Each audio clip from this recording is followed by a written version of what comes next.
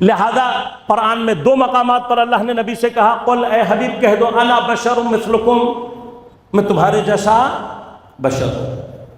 اگر آیت یہاں آ کر رک جائے اور ختم ہو جائے پھر ہر ایک کو حق ہے کہ وہ یہ کہہ سکے کہ نبی میرے جیسا ہے، کہہ سکتا ہے پھر، لیکن آیت یہاں رکی نہیں ہے، بلکہ کیا کہا میں تمہارے انا بشر مثلکم، میں تمہارے جیسا بشر ہوں، لیکن آیت ختم نہیں، کیا کہا دکھائی تمہارے دیتا ہوں لیکن یوحا الیہ، میں وہ ہوں جس کے اوپر وحی آتی ہے،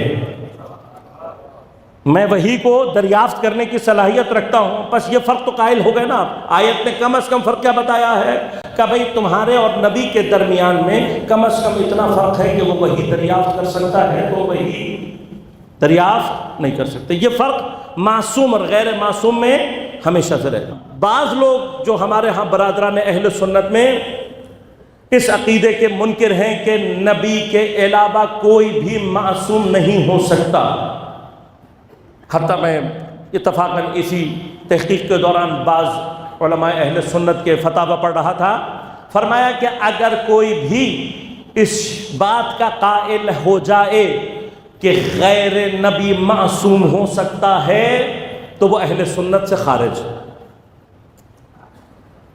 مباحث اور بھی بہت سارے ہیں، کچھ دعائیں ہیں وہ ہمیں دیتے رہتے ہیں، کچھ اچھے سے الفاظ ہیں وہ بھی ہمارے لیے استعمال ہوتے رہتے ہیں، یہ ان کی مہربانی ہے کہ وہ ہمیں ایسے الفاظ سے یاد کرتے ہیں۔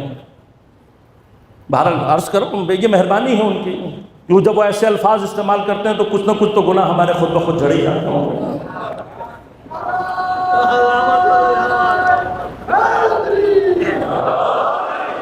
ہمارے بعض بچے بیچارے پریشان ہوتے ہیں کہ آغا صاحب یہ کہہ دیا، فلانے نے ہمیں ایسا کہہ دیا ویسا کہہ دیا، تو پریشان ہونے کی کیا بات ہے؟ آیت اللہ مصباح یزدی اعلی اللہ مقامہ، واقعاً ایک بڑی خوبصورت شخصیت۔ ایک مرتبہ رہبر سے ملاقات کے دوران کہنے لگے، رہبر نے پوچھا ان سے کہ آپ کی طبیعت کیسی؟ کہنے لگے جب سے مخالفین نے ہماری برائیاں کرنا شروع کی ہیں تب سے طبیعت بہت اچھی ہے، اس لیے کہ وہ جتنی ہماری برائیاں کریں گے کچھ نہ کچھ تو گناہ خود بخود ہی کم ہونا شروع ہو جائیں گے۔ تو کہنے دیجئے آپ کو کسی کے کہنے سے فرق کبھی نہیں پڑا، کہنے بھائی لوگ ہیں ہمارے دوست ہیں احباب ہیں، کہتے ہیں کوئی مسئلہ نہیں، یہ تو قیامت کو پتہ لگے گا کہ کس نے کیا کہا تھا۔ خوب عزیزان من، بعض کے فتاوی حتیٰ کیا ہیں، اب میں کوئی بحث نہیں کرنا چاہتا، سارے اہل سنت کے جتنے بھی علماء ہیں میرے لیے قابل قدر، لیکن میں سوال کرنے کا حق رکھتا ہوں ایک طالب علم کی حیثیت سے، اور تمام علماء اہل سنت کو چیلنج کر رہا ہوں، کوئی ایک عالم آ کر یہ کہہ دے کہ جناب حضرت مریم سلام اللہ علیہا معصومہ نہیں ہیں، چیلنج کر رہا ہوں، چیلنج کر رہا ہوں پورے اعلان سنہ اہل سنت کے تمام علماء کو، کوئی ایک آ کر یہ کہہ دے، اور اگر قرآن سے ایک غیر نبی معصوم ثابت ہو گیا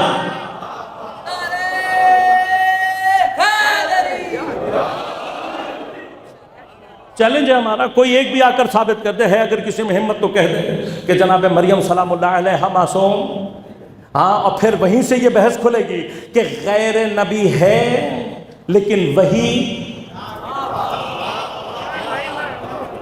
اب اپنے مقام پر عرض کروں گا، اپنے مقام پر انشاءاللہ تفصیل سے عرض کروں گا، لیکن ابھی تو میں مطلب بیان کرنا چاہ رہا ہوں۔ لہذا مسئلہ کیا ہے؟ مسئلہ یہ ہے، اب یہ تو اپنی جگہ بحث ہو گئی، بھئی کیوں کہہ رہے ہیں آپ کہ نبی کے علاوہ کوئی معصوم نہیں ہو سکتا؟ اس لیے کہ اگر اس کے قائل ہو جائیں اور اہل بیت کی عصمت ثابت ہو جائے، اگر اہل بیت کی عصمت کے قائل ہو جائے اور اہل بیت کی عصمت انبیاء کی طرح ثابت ہو جائے تو طرف مقابل کے سارے نظام خود بخود منہدم، پھر سارے کے سارے مقابل جتنے بھی نظام ہے خود بخود۔ اب یہ فیصلہ آپ نے کرنا ہے، نظام سیاسی بچانا ہے یا عقیدہ بچانا ہے، یہ فیصلہ آپ خود کریں، ہمارا مسئلہ نہیں ہے، یا ہمارا مسئلہ نہیں ہے، یا آپ خود فیصلہ کریں۔ کیوں؟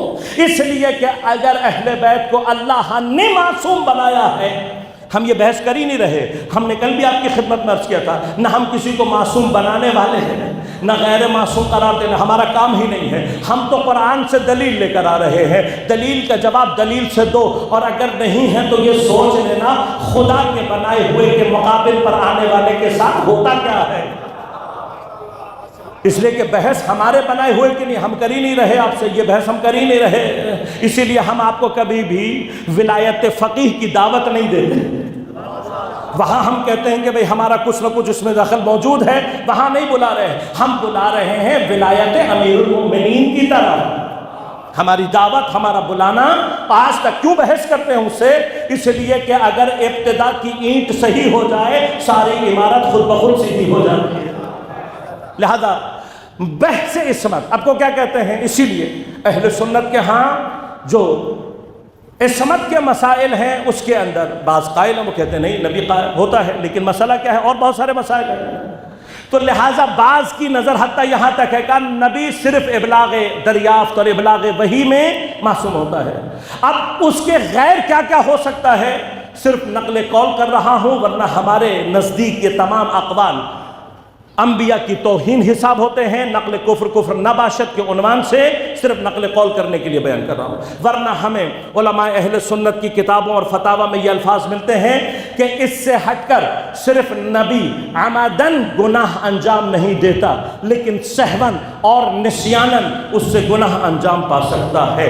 حتیٰ بعض نے یہ کہا ہے کہ ابلاغ اور دریافت وحی کی کیفیت سے پہلے نعوذ باللہ من ذالک نبی اس وقت کافر بھی ہو سکتا۔